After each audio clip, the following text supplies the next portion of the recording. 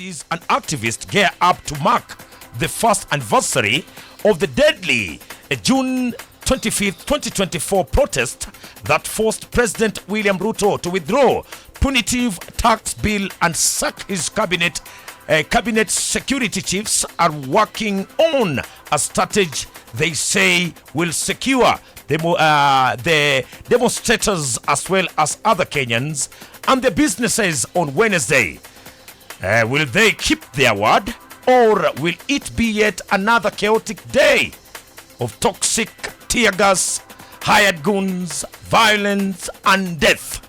Manake plan iko pale vile, by the way. Naam. Na Fred Ntimuli tayari ashaingia katika studio zetu za Radio 47. Hapa ndipo anaanza kutuambia, je, hiyo plan itakuwa ni namna gani? Wanaiplan kivipi kuhakikisha kwamba jamani wale ambao watakuwa kiandamani wamelindwa, mali pia imelindwa, hakuna maguns, hakuna tear gas na kadhalika na kadhalika. Maswali pale, and good morning.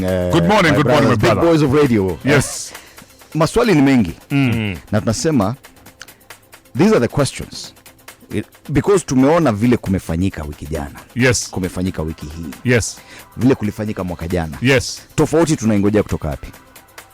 Tofauti tunaingojea kutoka wapi? Ni nani ataleta tofauti? Lakini niliona kwamba mkuu wa polisi katika eneo la Nairobi alisema kwamba wako tayari ku make sure kwamba kuna ulinzi wa kutosha tarehe 25. Mwaka mzima kutoka mwaka jana wamekuwa wakijipanga, si ndio? Ndio. Mwaka mzima baadaye. Hii wiki tumeona nini? Wale watu walikuwa wanabeba vipini na marungu town walitoka wapi? 1 year later. 1 year later. Hao ndio wana protect polisi. 1 year later. So ni nani ataleta hii tofauti Jumatano wiki ijayo? Rais mwenyewe anasema kwamba watadeploy polisi kwa wingi katika jiji la Nairobi kuhakikisha kwamba usalama umefanyika. Mimi nasema, nauliza tu swali. Dio. Ni nani ataleta tofauti? Because ile hata kenye kilifanyika mwaka jana. Ndio. Kuna mtu amezungumzia? Umesikia mahali tumefika tukazungumzia mambo yaliyofanyika mwaka jana, watu wali breach parliament precincts, tukabomoa, tukachoma nini? Umesikia kizungumziwa mahali? Ati tukafika mahali tukasema kuna conclusion. This was a public inquiry. This is what happened. Going forward, hivi ndio tutafanya. These are the recommendations. Kuna report mahali. Hakuna mtu anazungumzia. So unasema kwamba we might be sitting here lakini the same story might repeat itself. Tunakaa hapa tuna hope something different will happen. Jumatano wiki ijayo. Maana ratiba wameipatia, ni msome ratiba kwa haraka ambayo iko upande huu. Tunajua naiona kwamba iko pale vile. Wamesema watafanya, police will lay out strategies to maintain law and order, whether the demonstrations are peaceful or if they turn violent. Yes. Hata wanaelewa they could turn violent. Yes. Hundreds of police officers to be deployed in Nairobi's central business district and other key areas. Hiyo tumezoea. Walikuwa hata jana na walikuwa na watu na marungu. Okay. Several roads have been earmarked for closure with diversion expected to be announced. Okay. Hakuna kitu mpya hapa. Kwani una expect kusikia nini Fred Ntibuli? Because it's like there's something maybe ulikuwa una expect to sikia. Mimi nilikuwa nataka closure. Ndio. All right. Mambo yaliyofanyika mwaka jana. All right. Yalikuwa mambo makubwa ambayo hayajaonekana kwenye nchi hii tangu tupate uhuru. Kweli? Ushawahi kuona ati bunge watu wameingia wakabomoa ukuta? Haijawahi kufanyika. Kweli? Mbona mpaka wale hatuzungumzii hayo? Wakati Robert Ouko aliuawa, ndio kulikuwa na, this is like 35 years ago, 1991, kulikuwa na commission of inquiry led by Justice Gishiru. At least mwisho wa hapo mnaambiwa hii ndio ripoti na kuna recommendations. Ndio. Mbona mambo kama hayo yalifanyika mwaka jana na hakuna kuzungumzia? Ndio tufike mahali kuna mwisho wa whatever it is happening. Tuseme sasa, for us to be sure that mambo haya hayatatendeka tena. Ndio. Kuna ripoti na kuna recommendations. Going forward tutafanya hivi. Sisi tunakaa hapa tu tuna hope Jumatano mambo yatakuwa tofauti. Wow. Haya, achana na hiyo Lagat Conrad. Hii ni story nyingine katika gazeti la The Standard. Jana ilikuwa amefika pale katika ofisi za IPOA for the first time kwenda kujieleza mbele ya IPOA pale, na kakaa pale kwa masaa mengi, 3 hours. Jaribu kujibu maswali. When power leaves you, that's when you feel it. Unajua kwa pale na uniform unajisikia wewe ni mkubwa, kila mtu akupigia saluti, wanakufungulia magari nini. Ndio. Hakuna mtu hata mmoja anaweza kukaribia. Wacha hiyo uniform itolewe. You're stepping aside ama stepping down. Ndio. Ndio utajua wewe ni Mkenya wa kawaida. Ndio. Ni kama ukiwa rais leo ama ukiwa waziri. Ukifika hivi watu wanakufungulia milango nini, wanapiga saluti nini, Wacha hiyo nguvu ikutoke to that power leaves you within seconds. Mwambie Kenya maybe some of the questions alikuwa akiulizwa na Ipon kama maswali gani hivi na aliweza kuyajibu ya maswali. Unaulizwa kwanza jina lako ni nani? Ni kama tukujui. Okay. Na hawa ni maofisa wenye walikuwa chini yako. What's your name? What's your name? Wewe ndio nani? Nasema and what is your role in the police service? Umefanya kazi hapa kwa miaka ngapi? Ni kama tukujui, umefanya kazi miaka ngapi hapa? Do you know how disturbing that is for someone who has been in power? Yes. Wewe ni nani? Tuambie. Na wadogo wako wanakuuliza maswali kama haya. Tuambie jina lako kwanza. Kwenye ni wapi? Ulipitia wapi shule? Uliingia kwa hii police service mwaka gani? Na uliingia aje? Lakini kabla sijaondoka, David Maraga amesema sasa officially he is running for president come 2027. Oh yes. Na apart from Rais William Ruto ambaye kwa kawaida obviously atakuja kudefend kiti chake, I think Martha Karua ashasema ata run for president. Sasa David Maraga, so tuko na watatu tayari. Ndio. Wale wengine kama Matiang'i tunasikia tu, hatujui hawajatangaza rasmi. Maraga ametangaza rasmi, amesema sasa yeye ndio ana run for president. What do you think about that? Well, I don't know. Many people are saying, he's not, he lacks charisma. He's very boring. Okay. Lakini, hivyo ndo tunachagua rais. I mean, tunataka charisma. Unataka jamaa anachangamka na dance ama unataka nini? Wakenya wako very funny by the way. Wakenya wanataka mtu wa kudansi ama wanataka nini? Wanataka charisma, wanatafuta nini? Wacha nikirudi kule kwetu. Nimueleze kuna mrembo pale anaitwa Njeri. Niambie mnataka nini? Because it's a youth perspective. That's what we do every Friday. And Njeri Kahiga, mnataka nini as young people in Kenya? When you're looking for a presidential candidate, what are you looking for? Is it charisma? Is it pomp and color? Is it a beautiful name? Is it someone who's not boring? What do you want? Friday Dumuli. Thank you very much. TV47 msikilizaji. Thank you so much, Fred. Thanks, morning, for inviting us to studio. First of all, I want to appreciate the chance that the young people have always had at Cape Media to represent the views of the young people. And this month, it's a very sad month because we are having our anniversary as the young people in remembrance of the Gen Z Maandamano last year. And it's very unfortunate that in the same spirit of last year where we were saying that it's not to Maandamano, also this year, it's sad that the finance bill has been passed through. And again, it's an addition of taxes to the common mwananchi who has nothing in their pockets from the last year finance bill that even though we know it did not pass legally, we have seen some things done behind the scenes that have made it possible for the burden to be increased kwa mwananchi. And also it's a very unfortunate morning today as we come here on studio as young people because we have other young people who are lying in the morgue. Some are yet to be buried because of police brutality. But in the spirit of young people, this morning I just want to say that we as the young people only want one thing, that this regime to stop reading the constitution like a newspaper, for them to uphold the powers and privileges of every Kenyan. I normally say, Fred, that it's quite unfortunate when we talk about the president enjoying the powers and privileges of being a president that has been given the mandate by Kenyans through the constitution, but again wants to deprive us the same powers and privileges of being Kenyan citizens that is also given power by the same constitution. So we as young people are really hoping that this regime of Kenya Kwanza that has clearly become a blood-based because it's no longer broad-based government can, for the first time in history of Kenya, since they came into power, accept that they have done the mistake. And it's quite unfortunate that it's just last month when the president apologized. It's quite unfortunate that it's just last month during the prayer day that we had the president act like he was very remorseful. But yet again, even before a month is done, somebody has been brutally killed in a police station. Even before we are done demonstrating against that, somebody else has been hit in broad daylight in front of cameras. And I think as young people, because we are quite educated and quite informed, we are also going to seek the policy reforms in the police recruitments. We're also going to be asking as young people that we look at it now from a reformation perspective, because we are going to go to Maandamano, yes, but after the Maandamano, we need sustainable solutions. We need sustainable reforms that need to be passed by Parliament.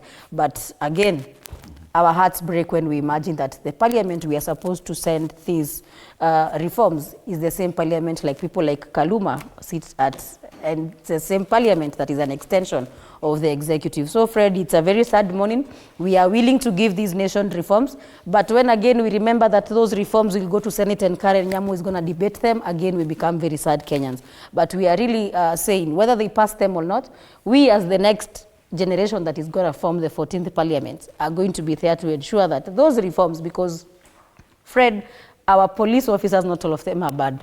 We have good police officers, but again, because of the majority that have proved that this interior ministry needs reforms, we need to ensure that these reforms are done, because yesterday at a certain panel, one of the police officers was telling us that this whole thing needs to be narrowed down from some reforms that were done in 2014, whereby the powers to appoint these people was removed from the ministry to now the political class, because a president is politically brought into office. So we cannot have a police force that is governed, that is elected or appointed by the president, and we still expect them to be independent, because if this person today, the president feels like firing him, he can fire him. Right. So every day he will call the shots that the president wants. He will call the shots that politicians want. That is why sometimes you listen to young people saying, Mheshimiwa amenishikisha weekend mzima, I've been in the cells.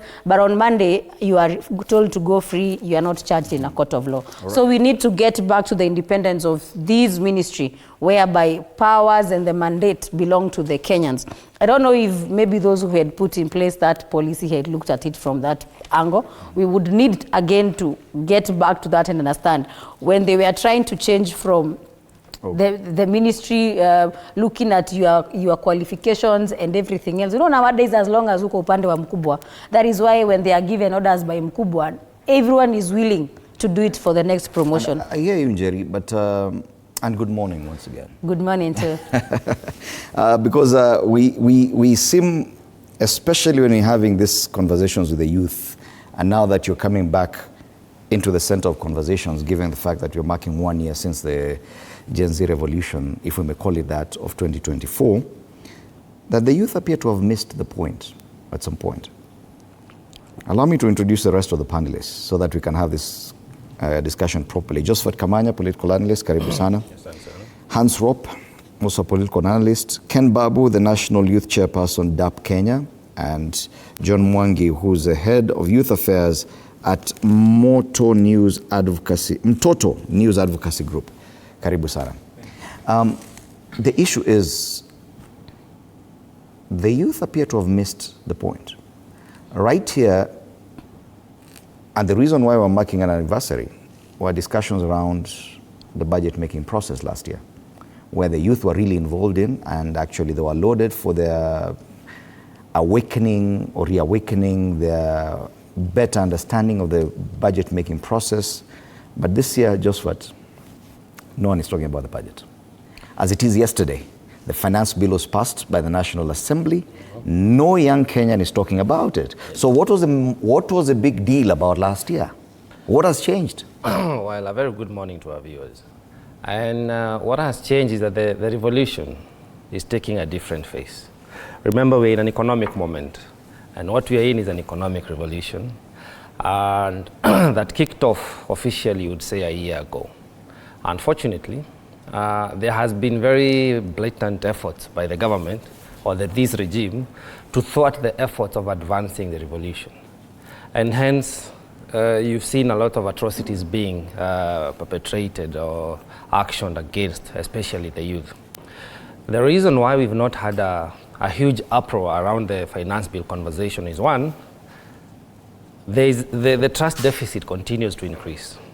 Members of the Kenyans do not have faith that anything good can come out of this regime. Secondly, you have to understand that in the last 2 weeks we've had very sad scenarios that were marked by loss of life. And nothing is more precious, especially to the young people and to Kenyans in general, than a life. So one life lost is too many. It was worth suspending the conversation around the finance bill, because we can always revisit. Remember, we collapsed it last year. We still can do it again. So the focus has been more on the police brutality that has been meted, and unfortunately, to the one, Ojwang, who passed away. And then we have a young fellow who is still fighting for his life as of yesterday. And I do hope that he recovers. So the conversation has been more on now trying to find a more successful way of continuing to advance the changes we want to see. Because remember, what we are experiencing is pure anarchy from the regime, and yet we are advocating for the rule of law. When a regime is determined to thwart and just suppress any dissenting voice, they'll go to any extent to make sure there are distractions, there are killings like we are seeing, there is organized goonism, if you may call it so, where we've seen policemen walking hand in hand with just perpetrators of violence against innocent and unarmed civilians. That by itself becomes a priority to address. Don't you think that could be a distraction? That the main conversation, Ken, was about economy and how it affects the young Kenyan. Last year, the taxation regime and all those things were the big conversation. And young Kenyans were really involved in the budget-making process in terms of debating and discussing the issue. This time round, you must agree that the young Kenyans have not been discussing the budget or the finance bill. We've focused on police brutality and other issues. Yes, there are issues to be focused on, but don't you think that probably you've missed the point? Thank you so much, Fred, and thank you for having me here once again. I think I want to say that we've not missed anything. In fact, if you look at the events that led to the death of Ojwang, I can confidently say that to some extent the government and the regime must have taken that direction to divert the attention of Kenyans from the main issue, that is the finance bill and the budget. Because if you look at during the whole period, Kenyans were focused on actually ensuring that one DIG Lagat steps aside. Because this was a critical issue. A life had been lost in a police custody, and we were told that if you look at the conflicting statements that were released, a press statement released by IG Kanja, first a communication by Mushiri saying that the young man hit himself on the wall and died. And then a statement released by IG Kanja conflicting, IPOA conflicting, DCI conflicting. All these things put together were diversionary tactics to deviate Kenyans from discussing critical issues. And you swallowed the bait. And in fact, you see, Fred, this is a life that was lost in a police cell. I don't know if you're getting each other. The young man was picked from his home alive, all the way from Awego to Nairobi, only to be killed in a police station, or killed wherever he was killed and brought in a police station. That is a serious issue. In fact, if the president was serious with this issue, with this country and the life of Kenyans, that budget was to be kept at standby. Because we cannot be talking of a murder case in a police cell where people should be seeking refuge and safety, and then you are busy conducting business as usual as if nothing happened. But let me tell you, there is hope. There is hope. You see, like he has mentioned, strategies and tactics change. There are many ways to kill a rat. Kenyans are tired of President William Ruto. And you know, if you're in a marriage and you're tired of your spouse, and you're already in the process of moving out, you don't even quarrel them. You just let them do whatever they are doing because you are determined that... So you do agree you've allowed them to do whatever they want to do. What we are saying is this. The president and this regime has shown that they are not listening to anybody, they are not willing to be advised, and they are not willing to change anything. So Kenyans have decided, okay, do your bit, but in 2027, we'll ensure that you do not have an opportunity to repeat whatever mess you are doing right now. If I hear you right, Ken, and Mwangi, you should come in on this, is that the youth of this country have decided there's nothing we can change about this administration and the decisions they make, we shall no longer bother with them. So in as far as budget making process is concerned, we will no longer engage. Is that where we are? Because diversionary tactics, use of propaganda and all these things are tactics that have been used by governments for centuries. It's not the first time. Are we saying that the Kenyan youth have just simply swallowed the bait, or is it a conscious decision that, okay, fine, we know this government will do whatever they want, let's not engage them? A very good morning to you, Fred. For me, my name is Morgan Guy. and a great extension and gratitude to TV47 for hosting me here today. Firstly, I would want to start by extending and conveying my heartfelt condolences to the family of Albert Ochoa, and also to convey my sympathies and in solidarity with Boniface Kariuki, who is a mass vendor who was shot brutally this week. And it's quite a sad thing when you see that, especially after the promises by the government to be helping the people at the lowest of the pyramid. And when this young man went to actually sell and make bread for that day, he was shot. So on to you, Fred, probably on that. I don't think the youth are quiet. Or I'm told, unfortunately, I have to cut you short. I'm told there's an issue with your audio. So let's go straight to Hans. No problem. Hans, what has changed? Just before we take a break, what has changed about the conversations that young Kenyans are having? Because last year it was about the economy and the budget. This year, during the budget making process, young Kenyans are curiously quiet about that. We moved on to something else. Good morning, Fred, and our viewers. I still want to be consistent, even as what we discussed last year, that people went to the street without reading the finance bill. People went to the street without reading the budget.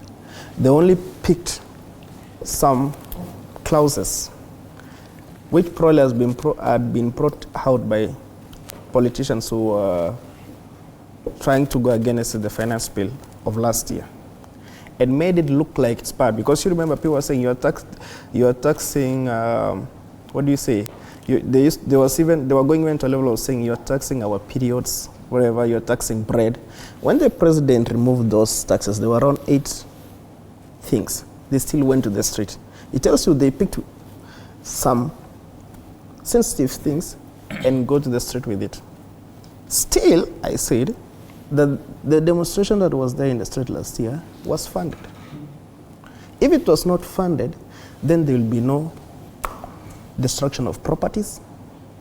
There would not be fightings. They would march. We all know that the best way to do demonstration is to march and display your disadvantages that you see it, or how you feel that, how do you want things to be done right. If the demonstration was right, if the demonstration was not funded, they would never sneak into parliament. They would never jump over the fences. So whatever has changed today is that there are no sponsors this time around for this thing. If they were, they would storm the street.